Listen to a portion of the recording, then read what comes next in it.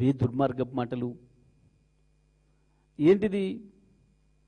మనుషుల గురించి, ఎత్తుల గురించి, పొడుగుల గురించి ఎవడు మాట్లాడతాడు? అయితే సబ్జెక్ట్ లేనోడు మాట్లాడతాడు, లేదా సంస్కారం లేనోడు మాట్లాడతాడు. సబ్జెక్టు లేనోడు, సంస్కారం లేనోడు మాత్రమే మాట్లాడతాడు ఆ భాష. ఏం చెప్పాలి నువ్వు? కేటీఆర్ జిల్లాకు వస్తే ఇవన్నీ విమర్శ చేసిపోయింది, నా మీదకి ఇది అడిగిండు, నేను ఇది చేసినా లేదు, బీఆర్ఎస్ హయాంలో ఇది చేయలేదు చెప్పాలి. కేసీఆర్, కేటీఆర్, ఇతర బీఆర్ఎస్ పార్టీ నాయకులు ఎవరు మాట్లాడలేదు. నేను వ్యక్తిగతంగా నీ గురించి మాట్లాడలే.